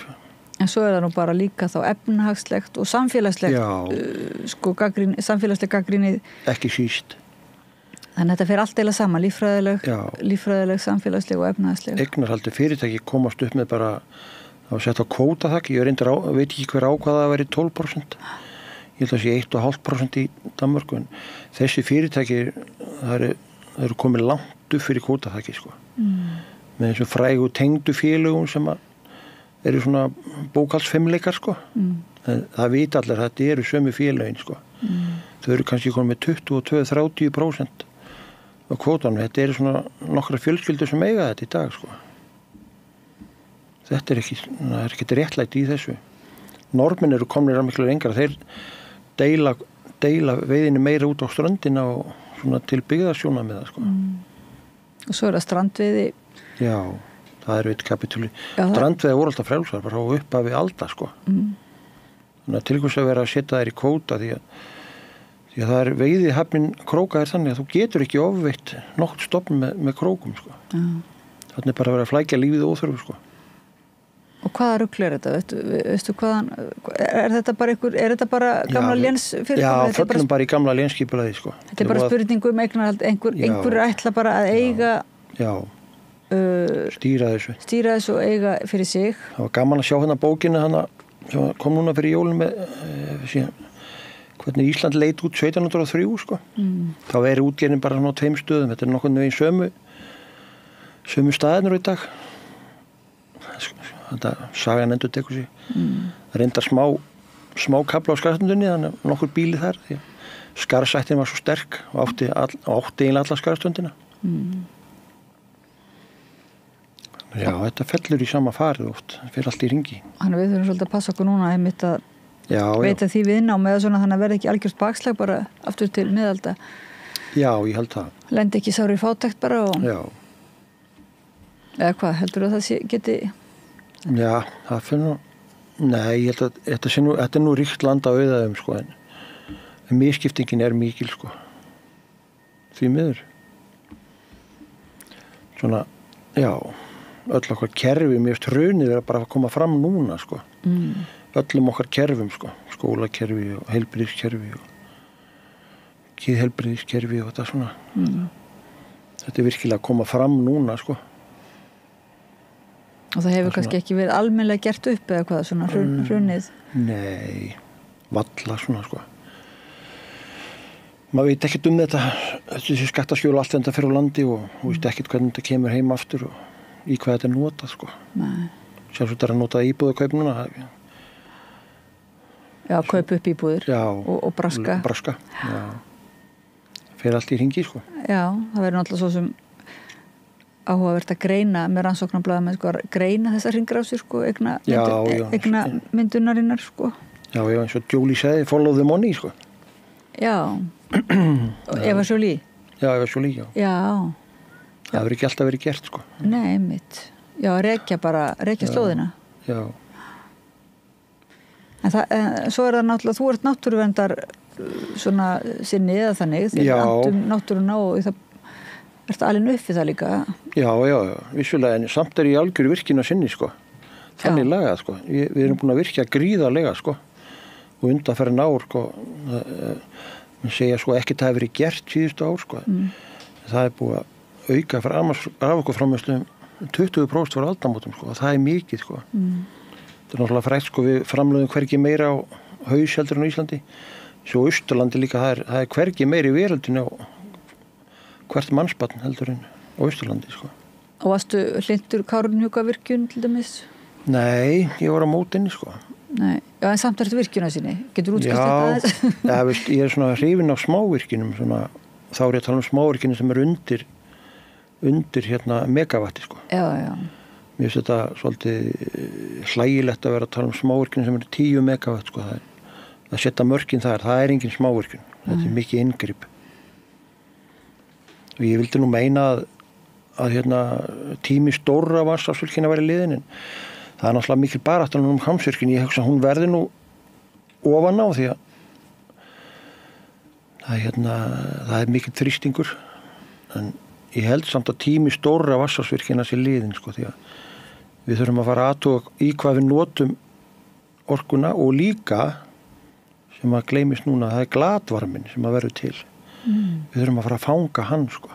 Glatvarman? Já, það sérst bara varmi orka sem við dælum út bara með þessi í sundlógunum okkar, heita vatninu, í öllu framleiðslu virkinum. Það var nú mitt skemmtileg fréttin á Akureyri daginn að vera að virkja glatvarman frá verksmiðju þar. Og þetta dugar til að þetta sett inn á kerfið í bænum, sko. Þarna þurfum við að hugsa miklu lengra og það er að vera miklu meiri stuðningu við þetta. Já. Ég er alveg vissum að glatvarminn í stóriðin er gríðarlegur, sko. Við erum að tala um 100 megavatta, sko. Við okkur ekki að sækja hann fyrst áður en við verum að ganga á náttúru og víðerni, sko. Ég finnst að þetta aðeins að hugsa svona lengra í fram í tíman, sko. Það var eitthvað svo skrítið þegar að koma þess hugmyndir upp fyrir nokkrum árum að einmitt að virkja meira kraftin eða svona búa til þetta spin-off í kringum þessa stóriðju sem að nú þegar er. Já. Að ég man ekki í hvaða landi það var svona, það var svona eins og dæmi það að það spritti upp lítil fyrirtæki og myndaðist svona eins og klasi fyrirtækjum í kringum stóriðjuna sem að, og einhvern veginn orkan færi svona í með hringrásir og þannig eru hringrásir svona jákvæðum skilningi, bara eins og náttúru hringrásunar en ekki þessi eignamyndunar hringrásar endurnýjun en það var einhvern veginn það var fyrirstaða, sko, einhvers staðar í kerfinu er kerfisleg fyrirstaða og það er þessi einhvers konar einokun virðist vera sem að hefur viðgengist, fengið að viðgangast. Já, þetta var svona lagalegt spursmál, sko, að fyrirtækin máttu ekki sækja glatvarmann, sko. Nei. Ég veit ekki nákvæmlega hvort það búið að breyta því, það hlýtur að vera komið á koppin núna. Þau megi sækja hana glatvarmann, sko. En svo ég hlæ svolítið stundum að fiskimessverksmiðunum, það er barma sér eins og fyrir austan að þær þurfa að brenna olíu. Akkur er ekki búin að fanga glatvarmann því það er búið til gríðarlega glatvarma, sko. Og bara með því að ná þessu tilbaka þá getur þær tekið burt alla skerðingar. Þær höfðu líka val að kaupa óskerðanlega orku. Svo snýst það líka tengingarnar frá Kárahnjúkavirkjun til fjarðanna því að hún satt bara á hakanum, sko. Það var bara að hugsa þeim álverið og hitt var ekki til, sko. Já, Hún búið að vera að kalla eftir í að fá tengivirki til að dreifa orkunu betur á firðina, sko. Og þegar það er komið og fyrirtækin fara að fanga glatvarmann þá erum við vel í sveit sett, sko. Já. Og þetta mætti gera raunverulega þínum mætti, sko, áður er ráðist í, sko, stórar virkjana framkvæmdir eins og kannski nú er svolítið á borðinu, sko. Mikið inngrip, sko, sem óafturkræf. Ég er ekki hrifin af þeim, sko. Hvað veist þér í Dalasýslu er nú mikið vindorku verja eða vera fyrir ætlanir? Já, mér veist alveg galið í þessu laga umhverfi, sko. Við erum nákvæmlega svona skrælingar sem að það er ekkert klárt fyrir laga umhverfi er ekkert klárt. Það er ekkert undirbúið. Þannig að það er svo auðvelt að setja af stað svona sveitafélagum sem eru með allt niður sig, sko, í íbúa sem brothætt byggð, sko. Ég er ekkert að gagnrýna íbúana sjálfa heldur bara byggðin er brothætt. Það er svo auðvelt að koma með ölmusuna, sko. Sama með Vestfirðina, sko. Ég er ekkert að móti sjókvíhaldi, sko. En lagaumhverfi var mölbrotið, sko. Og ég segi, sko, akkur máttu Vestfirðingarnir ekki bara veiða sinn fisk, þeir eru við bestu fiskimið á landinu, halamiðin, sko. Og það er sann að Vestfirðingum fækkaði 17% eftir að kvótakerfið kom á. En núna kemur þessi atvinna inn, sko, auðvitað gengur vel núna, það kemur þarna atvinna og mikið fjör. Með sjókvíeldinu? Já, en við erum samt ofurselt í að, svo segir í textanum, sko, ef allir fóru suður í haust, sko, kjölfar hins drottnandi herra, hvað er þeim dettur í huga að fara bara svona? Þá voru þeir farnir. Þá voru manni verri stöðu heldur en fyrir hnignun út af kvótakerfinu. Ég vil frekar að Vestfirðingar fá að veiða sinn fisk og þeir geta kannski farið með eldið á land. Já, og séðan það kannski sjálfur bara? Já, því að svo er eldið líka mjög brothætt ef að sjórinn kólnar, þá var þetta allt farið á einni nóttu. Eins og gerist í Hvalfirði núna fyrir 25 árum, sko. Það bara kólnaði sjórinn og allt rafst í kvíunum, sko. Þetta er svolítið brothætt. Það er líka svolítið brothætt fyrir maður, sko, bara yfirleitt ef maður ferðast út á land þetta á veturna. Já. Ef færðin er ekki góð eða hafa verið til dæmis flóð líka núna eða aurskriður, sko, og snjóskriður, að þá finnum maður svolítið fyrir þessari brothættu byggð sem á allt undir samgöngum og þá kannski er eins og það, þú ert alveg upp, það virðist hafa verið meiri svona sjálfstyrtarbúskapur, svona meira á svæðinu þótt að vera einangrað. En núna er svo, það er ekki verslun á hverjum stað og það ekki skólar og... Já, miklu meira háður samgangum sko. Það er áberandi sko. Byggðin er svona brothættari út af því sko. Þetta er orðið svo gísið sko. Það er raun og verið engin byggðastefna í landinu sko. Ég held að þetta er bara skipuleg orðið sko. Það má ég að segja já, þetta sé bara svolítið brothætt byggði. Var kannski bara byggðastefnan einhvern tíma, nú veit ég ekki alveg en svona var það á tilfyrir að byggðastefnan hefði bara snúðist það bara láta landsbyggðina bara eyðast upp eitthvað eða þurrkast upp eitthvað neginn. Já, og mann fannst á tilfinningunni, það var eitthvað tíma haft þetta í Davíð Oddssyni og það ekki að mætti svona hugsa bara þannig kjálkan og hitt mætti svona guttla eitthvað neginn. Já, líka alltaf þessi áherslu á hvað væri dýrt, já, þú veist, að flytja þannig að bjössa mjólkubílnum og farkennarinn og þetta væri svo dýrt, en nú er svona spurning þarf ekki aðeins að reikna upp og nýtt. Jú, ég held að þurfa að meta þetta öðru sér hvað er að verða verðmættin til sko. Það dúkkar upp núna í sambandi við Jarðgöng og Seyðisfjörð til dæmis sko. Ég bara átt að flytja þá bara Jótlandsheiðar líku við sko. Sú umræða kemur oft upp sko. En Seyðisfjörður er búin að leggja gríðarlega mikið til þjóðarbúksins gegnum árin sko. Við útgerðu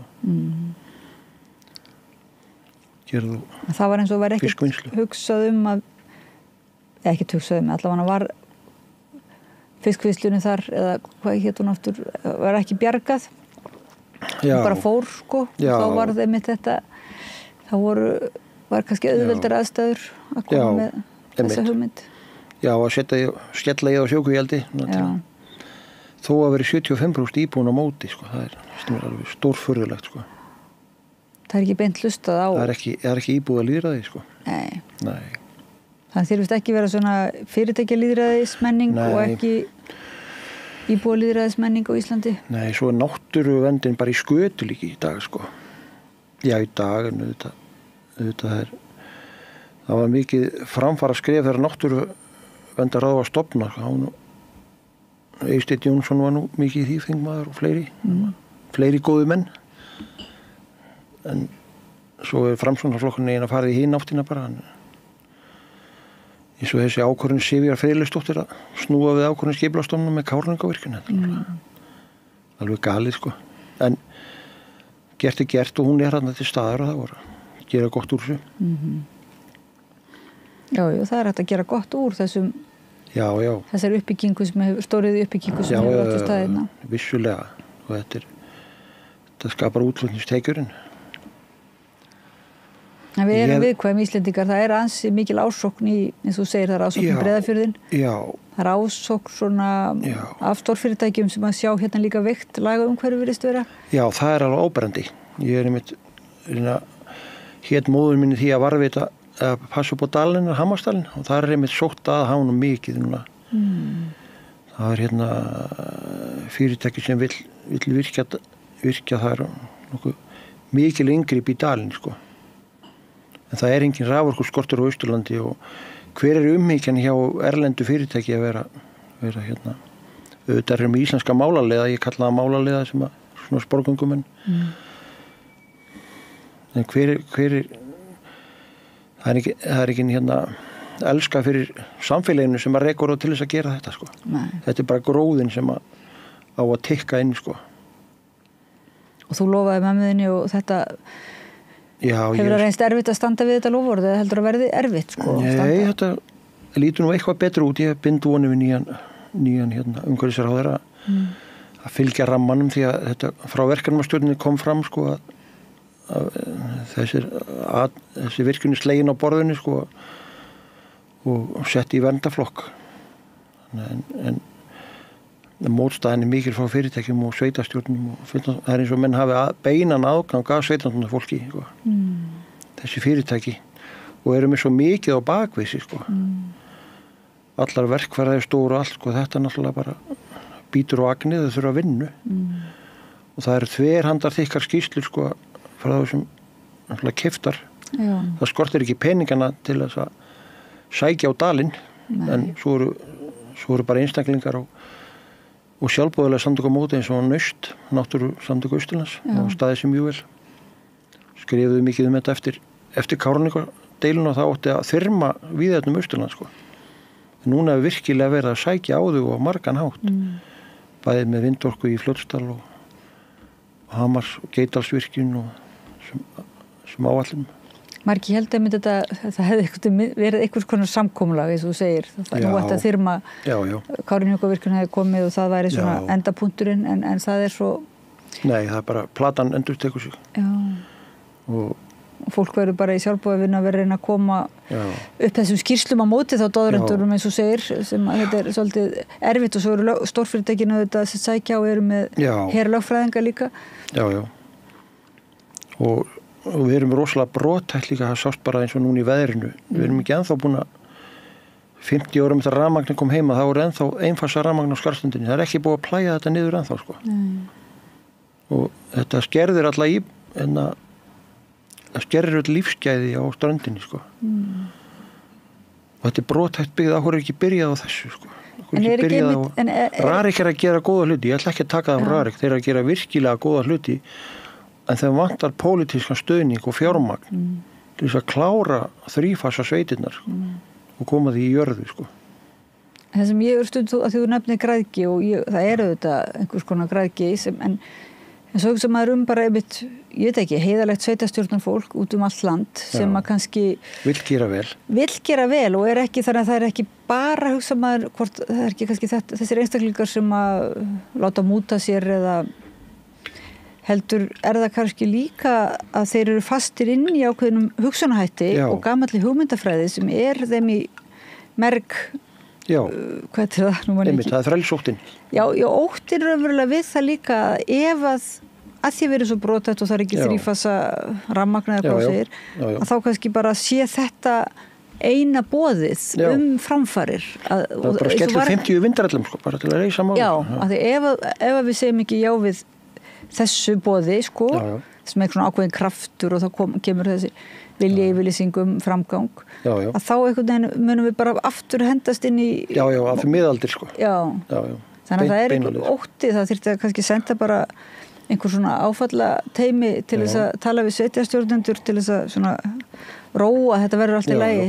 Og sama tíma, þá er þessum verkefnum sem var kastað í sveitarfélögin, okkur stígaðu ekki fram þar og kastaði tilbaka, sko. Svo málumni fallara, ég var með fallaðan drengi í 10 ár, sko, ég þekki alveg umhverfið, sko. Varstu með, hvað mennur sem að þú... Já, hann var á heimilinu bara, þegar hann kom í Fjölbraut, þá var hann hjá okkur öll kvöld og fór heim helgar, sko. Þannig að við vorum svona stuðningsfjölskylda, hann bjó hjá okkur. Þetta þekkti svolítið til hans, hann voru sveitinni. Þannig að maður sá alveg vandamálun öllu sem hann rakst á, og líka sveitafélögin, Dalabyggð samdi við Borgarbyggð og Borgarbyggð samdi við Akranes og svo framvegis, sko. Þarna var öllum verkefnunum kastað á sveitafélögin, en peningarnir fylgdi ekki með. Og hvað var það fyrsta sem var gert náttúrulega? Það var lokað svona helgardöl sem var höfð alltaf fyrir þau í Borgarfirðinum, sko. Það var það fyrsta sem var skorið af, því að það þetta skera niður. Peningarnir fylgdi ekki með. Og öll vinnan skorið niður, og allir vinna á hungurlaunum við þessi umönnunarstörf og yfirleitt í nætuvinnu. Við tókum það saman. Okkar ágæti verkalýðsforingi Vilhjálm, hann tók þetta saman, sko. Nánast öll okkar vinna var unnin í nætuvinnu. En við vorum bara hungurlaunum, sko. Ég er ekki að kvarta því að þetta var gefandi starf, sko. Já, en svona, hvað er það, stéttabaráttu eða kjarabaráttu, Og þegar sveitafélögin er að taka svona mikið á sig, svo tökum sem dæmi bara Fjarðabyggð núna, það er 156 milljóna halli á fjölskyldusviðinu. Akkur allir það sé, sko. Það er fallaður skólinn og allt þetta. Akkur var skólinn settur á sveitafélögin. Þetta lítur fallega út, sko, en peningarnir fylgdi ekki með. Ég held á Akranesi bara einu kjörtímabili hafi vantað 300 milljónir málefni fallara frá ríkinu, sko. En alltaf haldur snjóboltinn áfram að rúlla, sko. Og þú segir þú byrjar að segja að það eru vilja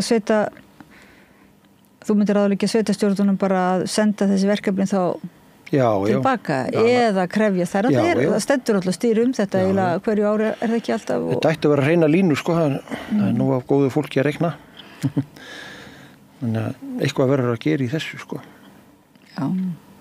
Og eins og við vitum með NPA-samningana. notendastýrð persónuleg aðstoð sko. Hún bara ekki hvorki fugl né fiskur en vonandi ber nýri ekki sko gæfu til að fullgilda sáttmála Sameinuðu þjóðanna málefni fallara. Talandi huldufólkið og svona jaðarfólkið á Íslandi, það náttúrulega hefur aukist líka í versmiðunum og það náttúrulega mikið af, það stór hluti Íslendinga sem að hafa ekki kosningarétt. Já. Það svolítið sérstakt, talandi að fara aftur til fólkið þar. Já, þegar afi og amma voru að rífast í eldhúsinu, þá gat afi alltaf nota það, sko. Sjálfstæðismenn voru á móti, konum fengi kosningarétt þarna á sínum tíma. Það nú komið. Ef í hart fór, ef á koni vanda. Já, það komið, en svo svolítið bakslagið mitt að það náttúrulega fullt af fólki sem að, vinnandi fólki hér sem að vinna nauðsynleg störf fyrir okkur en hefur ekki kosningarétt. Akkurat. Og svo eru öll mannsálsmálin og... Já. Það linskipulagið, dúkkar upp aftur. Já. Aftur og aftur. Já. Og hvað þarf að gera til að losa okkur undan því? Já, ég held að fólki þurfa ekki neina að rísa upp og vera gagnrýnið, sko. Svona, kjósa með hjartanu, sko, en ekki gömlum vana. Já. Og þú ert fyrir hlustendur í útvarpi sem að sjáðu ekki, þá ert í ansi flottu ból sem ástendur skálmöld. Já. Og þetta íkornin ratatorsk eða eitthvað brjálæður? Vel ég íslenskt? Nei, þessi örugglega úr múspelsheimi, sko. Já. En ert þú tónlistarmaður eða? Ertu í þungarokkinu? Ég svona guttlari, sko. Ég hlusta á allt, sko, eiginlega. Allt mögulegt, sko. Minnst kannski tölvutónlist, en ég hef samt gaman á allir í tónlist, sko. Já, ég syngi í kór og ég svona guttla á hljóðfæri, sko. Get spilað með til gamas á píano og gítar og bestur á munnörpu, þá þegi ég. Nei, maður hugsa að þú sér því ég sé hana ból, sko, og við erum að tala um hvað á að gera til þess að storka þessu gamla lénsveldi korona, þá þetta mann í hug líka strandirnar og galdurinn og þetta svona að espa upp seið eða fá að svona almenningur fyrir að fá sína rödd, sko, með einhverjum fá einhvern kraft svona eins og þunga kraft einhvern. Já, það alveg jarðvegur fyrir það, sko. Já. Ég held þetta finnir sér farveg, sko, baráttan. En þegar þú ferð heim í sveitina þína, Ytri Fagradal, Skarðströndinni, í Sauðburð og réttir eða hvað, eða göngur og réttir. Já, tekur mér alltaf frí vor og haust, já. Og hvað er það svona sem að þú gerir? Það bara aðstóð í Sauðburðinu, sko, að bara umhyrða fíð og lambfíð og það er náttúrulega bara staðnar vaktir í dag, áður fyrr, náttúrulega bara þegar ég var gutti, sko, þá bara kynna bara úti og maður sótti það bara út í girðingu og markaði. Svo breytist þetta allt, innistaðan og fíð og ullinn og þetta breytist. Þannig að fíð er inni svona frá því að rúið þá var tekið hús fram í maí. Og ferðu út í eyjarnar eða niður í fjöru? Já, og svo kemur eyjagagnið alltaf svona eftir Sauðburðinn, svona fljótlega. Eyjagagnið? Miðjan júní, já, þá er það. Það er paradís, sko. Pabbi keypti 1/4 í Akureyjum, maður liggja hérna fyrir framan okkur. Það eru tveir eyjaklassar á Breiðafirði sem Akureyjar. Hinn telstu verið í Helgafellssveit. Þessar sem kenndar við Gilsfjörð, þó að sé nú ekkert mjög nálægt Gilsfjörði. Já, hann keypti þetta 68 og þá voru 800 grömm á dúntekjan. En það hefur aukist talsvert, sko. Já. Það getur verið svona. Og er gaman að tína dún, eða hvað kallast ekki að tína? Jú, maður kallaði það tína dún, sko. Hirðadún. Hirðadún, já. Það er ógulega skemmtilegt, þetta er svo skemmtilegu búskapur, sko. Man þarf ekki að drepa hann á varginn, eins og maður segir. Nei. Eða kollunar eru bara skemmtilegur fugl og það er allt svo hreint og tært í eigunum, sko. Þó blóðröstingurinn sé góður, þá lækkar hann bara alveg heilmikið þegar þú kemur fram, sko. Þú ferð bara í annan heim, sko. Það er erfitt að lýsa, svo lyktin og allt, sko. Þetta er alveg paradís á jörðu, sko. Breiðafjarðareyjar. Þú ert ekki trættur að róa, þetta er náttúrulega svolítið straumar þarna og svona ófyrirsjáanlegir straumar, er ekki? Jú, þetta er svolítið kröppbára þarna, straumbára, en bátarnir eru góðir í dag og hérna, já tiltrúlega fljótferð á gúmmíbát í dag. Já, þú ert svona óhræddur maður. Já, maður svona æðrulaus bara. Maður reynir að temja sér æðruleysi, sko.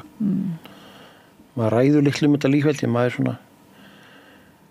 svona reynir að synda með, sko. Þetta nú allir ráðstafa fyrir mann, sko. Þú nú eitthvað verið að synda móti samt, eins og vildir ekki fara í skólan þarna, þú Já. syndir með og á móti. Það er reynt að andæfa meðan flýtur eins og sögðu gamlu breiðferingan. En ertu ekki trættur við svona, eftir að hafa fengið heikvísli í ennið, ertu ekki trættur barnabörnin eða svoleiðis? Jú, meira hrættur börnin og barnabörnin, sko. Það er svona ákveðin svona varndartilfinning bara. Það er nú held ég bara svona okkur innrætt í eðlinu. Þeim gengur öllum vel, sko. Þannig að það er gott. En kannski meira ágjör að breiða fyrir hvernig farið með hann. Ef við förum aftur náttúrum undan að hinum megin, ég er svona sittkorum megin á landinu, þannig að maður stiður náttúrulega náttúruvernd víða, en þó ég hafi sagt fyrir virkinu sinni, þá það kannski á þessu sviði, sko, náttúrulega smávirkinn heima, pabbi virkaði bæjarlækinn, afi gerði náttúrulega fyrst, það var bara til ljósa og hita og svo virkaði pabbi bæjarlækinn aftur og hann heldur sér bænum fyrir hita, sko, sem er mjög gott, bara lítil vatnsafsvirkjun og sér ekki neitt á umhverfinu, sko. Það mér sé að vindrallega í Fagradal, sko. Já, ég er einmitt, þetta er svona uppfinningastaður, sko. Já, það var gamall draumur pappa að Guðmundur bóndi lét verða af þessu og með aðstóð okkar, hann var sett upp svona 30 árum eftir að gamli maðurinn keypti hana, sko. Og hún hitar upp menningar- og vísindastofnunina, hún er að hjálpa til. Þetta í bragganum. Já. Og það eru traktor. Er traktorinn sem að afiðin keypti, er hann til? Pabbi, já, sem pabbi keypti. Já, Júlían, hún er meira sér á Facebook, sko, hún hefur síðu. Þetta er Júlíana Deutsch. Frægu vél, þetta var fyrsta framdrifsvélin í Dölum, sko, með drif á öllum hjólum, sko. Já. Hann var álitinn svona, bara skrítin að vera að kaupa svona stóra vélum. Myndi fara illa með túnin, sko. En þetta var framúrstefnu vél.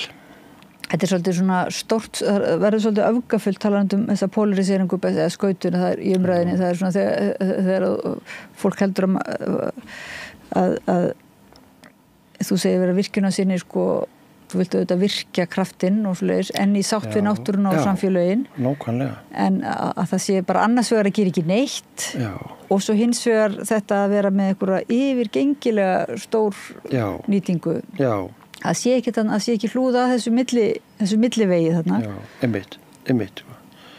Og maður er svona vakna upp við það núna þessu Orkuveitan og Vesturlandi, Deildartungukverið til þess full lestaður, sko. Það er ekki hægt, það er ekki borð fyrir báru. Nú er þetta að fara að bora á Akranesi aftur, sko. Það er nú 2 kílómetra djúpar hólur, sko, gamlar. Ná vonandi finna með vatn nær markaðinu, sko. Þetta er löng leið og Deildartungunni er eftir, sko. Kostar að dreifinni og sama tíma kannski rennur fullt af heitu vatni í Reykjadal svona kannski sem sáns að reynu megavatti, sko. Akkur er ekki fangað þetta sem við höfum í dag og mér veist eins og allar hitaveitur það eru aðeins að vakna núna aftur, það voru setta bara á ís því að í iðnaðarráðuneytinu á sínum tíma það var náttúrulega bæklingur sem er nýbúið að taka bara úr hillunum, sko. Það var bara lowest energy price, sko. Já, við erum hérna með bara gemis orku, svona skrælingar sem vinna fyrir ykkur, sko, en nú getum við bara rock on, sko. Ekkert eftirlit, lofum ykkur engu eftirliti, mjög sveigjanlegum lagarama og þrælum, nóg af þrælum. Bara party on, sko. Ekkert íbúalýðræði. Já. Fólk er vant í að láta ekki hlusta á sig og... Já. Það verður sveltaðu bara þá taka því hvað sem er. Nei, þetta er svona grófasta myndin. Já. En sem betur fyrir þetta breytt, sko. Fólk sér alveg í gegnum þetta, sko. En það er samt oft svona þægilegt að rugga bátnum, sko. Eins og hérna á Reykjanesinu, sko. Við vökkum upp í það að Svartsengi var að fara. Okkur var HS veitur selt. Þetta er almanna fyrirtæki, sko. Já. Í þáu okkar, sko. Mér finnst þetta ekki rétt stefna, sko, að selja þessi fyrirtæki. Nei. bara furðulega eiginlega annarleg sjónarmið finnst manni sko. Það verður ekki sýnt sig að einhver þessi risastóru hluta fyrirtæki sýni heldur beinlínis einhverja samfélagslega ábyrgð sko þegar á reynir. Akkur ekki komið varaleið, þriðja varaleið í þessa bæi og annað sko. Og jafnvel leiðslætti Reykjanesbraut og annað sko. Það er svona, við erum svolítið brothætt á mörgum sviðum sko. Hvað sem það er rafmagn, hiti eða samgöngur sko. Við höfum verið alveg á hælunum alveg síðustu 30 ár bara sko. Já. Og svo erum við líka brothætt í lýðræðinu en eins og segið að maður náttúrulega vonandi að núna getum við virkja líka þennan kraft sem í fólki, það er svona meiri vitund og bara samanber náttúrulega Seyðfirðinga og víðar og Þorlákshöfn og víðar náttúrulega bara sem fólk svona tekur málinu í sínar hendur og... Já. Þú voru klaufa Seyðfirðingar að kjósa ekki þetta leið svona í beinni íbúakosningu en þetta fer einhvern veginn. Já, vonum að fari vel. Já, en ég ætla aðeins að klára með Breiðafjörðinn eða svona koma inn á. Já. Með vegagerðina, ég er áhuga maður vegagerð og vann náttúrulega lengi við þetta sko. Ég var hjá fyrirtæki sem heitir TAG og var að mala náttúrulega efni og brjóta efni og framleiða til vegagerðar og ég vil finna í vegagerð líka. Að það er búið að fara mjög illa með Breiðafjörðinn sko. Það er búið að þessar grjótþveranir, þær eru ekki góðar sko. Ef við horfum á bara Breiðafjörðinn, við horfum á hann fyrir okkur sem er lungu. Ef við værum með mynd af lungum hérna, þá er búið að skerða lungnasagstöðin á nokkuð mörgum stöðum sko. Og kannski sjúklingurinn lifir eða viðkomandi einstaklingur, við kallum hann einstakling, hann lifir en það er skert lungnastarfsemi sko. Og hvert leiðir það? Bara eins og Gilsfjörðin, svo faðir minn barðist mikið fyrir brúni við Gilsfjörð. Hann alltaf sá fyrir sér brú. Ekki sko margra kílómetra grjótþverun með örstuttri brú. Og þannig bara búið að breyta Gilsfjörðinum í svona ísaltan uppistöðulón sko. Vatnaskiptin eru engin. Hvað er kallað þetta? Grjót? Bara grjótþveranir. Já, grjótþveranir. Það er ekki heilbrúað með stöplum og brýr, heldur bara, það er rautt grjóti í fjörðin sko. Já. Svo er einhver brúastubur sem að hleypir út. Er það ekki líka í Borgarnesi? Jú, hann alltaf hefur áhrif. Þá sér að hann er búin að breyta svolítið landslæginu fyrir ofan, það er alltaf að hækka sandurinn tollir fyrir ofan. Ég hef nú ekki séð það, maður er náttúrulega ekki, kannski sér ekki alveg svo leys, en maður þarf að vera bent á það, já. Á fjörunni. En svona er Breiðafjörðinn, sko, þetta byrjaði náttúrulega í Kolgrafafjörðinni, þetta er góð framkvæmd og allt það, þannig að vera miklu stærri brýr. Og svo Gilsfjörðin hefði átt að vera miklu stærri brú, hann hefði átt að vera heilbrúaður, finnst mér. Ég held að sé ekki eins dýrt upp í staði. Norðmennirnir hefðu aldrei grjótþvera svona fallega fjörð, sko. Því þarna er beinlínis bara verið að rjúfa þetta einhverja hringrás eða í svona lífkerfinu hvernig orða það? Já, svo kemur Kristján Már Unnarsson að tala við íbúana sem að voru bara byggu við snjódauðan sko. Það tók kannski 3 daga að opna Gilsfjörðinn í vestu snjóavetrum. Auðvitað er þetta gjörbylting sko. Þeir sjá engan mun á firðinum sko. En þegar við erum öll farin þá er bara Gilsfjörðinn gjörbreyttur sko. Það voru hann bara orðin stór drullupollur sko. Talandi vegagerð, svo var hann þarna tekst skórin? Já, það var eitt sko. Þar komum við fram hugmyndi fyrir 40 árum sko, að fara þess að stuttu gangnaleið sko. Svo vegurinn úr Skálanni sko. Það er staðin fyrir 1300 metra löng frá Guðvudal í Galtará sko. Það má sleppa öllum veginu fyrir Skálanni sem er virkilegt líti landinu og mjög dýr vegur sko. Já, og kannski bara mjög mikið svona rof fyrir þennan einstaka skó, er það ekki? Þetta er svona... Jú, og svo tekskórunni sér kapitúlu og Grónes og allt sem er verið að gera núna, þetta er svo fallegt. Já. Og þeir sem áttu heima þarna og þekkja þetta, þeir eru bara með böggum hildar sko. Það er verið að skemma þetta. Jú, það er verið gott að keyra þetta og allt það. Þú situr í Teslunni með græjurnar á fullu en þú veist ekkert hvað er að gerast í lífríkinu í kring sko. Og í Kjálkafjörðinu var lofaðar yrði sko bátgeng sko, það var þetta að sækja þang og þara sko, það var ekki. En finnst þér ekki stundum svolítið vanta þá að halda til að haga hinum valkostinum, þar að segja að það sé ekki bara annarkvort að hafa þetta svona eða sleppa því eins og þú ert að segja að það hefði mátt brúa Gilsfjörðin öðruvísi og það hefði mátt byggja veginn öðruvísi en þessi hin leið þarna, hún einhvern veginn, það fennir yfir hana. Já, það er alveg lagst yfir hana sko. Það er týndur til kostnaður og reikna sig í rota. Ég er ekki ásaka veginn, hún lítur í pólitískum vilja sko. Og hún gerir það sem henni sagt sko. Þetta geta hægt árum eins og sambandi við veginn yfir Teigsskóg, það kom fram leið Sveitarstjórn og Reykjólfur fékk einmitt norska aðalega Multiconsult til að meta þetta með brú og þetta var litlu dýrara. Milljarður er bara hlægilegur peningur. Það veit enginn hvað Teigsskógur kostar í dag svo vegagerð sko, raun og veru. Ég hugsa sé dýrari, ég bleið upp í staði. Þarna hefði verið þetta heilbrú að koma Reykjólfum í vegasamband og hlífa umhverfinu sko. Þú manast eftir hinni leiðinni og þarf ekki bara að skrifa, ertu farin að skrifa eins og pabbiðinn? Já, ég hef stungið niður pennavarandi þetta sko. Og þessa leið sko eins og göngin Hjallahál sko, ég skrifaði það og veginn mótursast þar voru heimamenn sko, þetta eru heimamenn sem voru með þessa tillögur, þekktu landið út í gegn, með útúrshálsin sko, þetta er lágur fjallur. Það er að færa hann örlítið utar og gera mjög lágan sko. Þetta hefði allt verið hægt sko, ef viljinni hefði verið fyrir hendi sko. Og samræði við heimamenn eða ekki? Já. Það er svolítið, samræðin við heimamenn vantar svolítið ofta, er það ekki? Já. Einhver svona sjónarmið. Já. Og allar að halda þessum skrifum til haga svona og gefa út kannski? Já, það er alltaf gaman að segja að pennin sé beittar en sverði sko, en ég held að það sé rétt sko. En maður er að setjum tíð maður reynir að vera gætin í orðum sko. Vamlaus í orði, er ekki kallað það. Já. Það held að hafi meiri árangur heldur en að gaspra mikið og vera með yfirlýsingar. Já, fara varlega en djarflega svona. Já, ef ekki orða það þannig sko. Samt að þú ert samt á því að þú hefur mist vinnuna fyrir að segja meiningu mína, segja meiningu þína og halda allir streitu svona halda með þeim sem að fyrir óréttlæti og lenda í áföllum Já.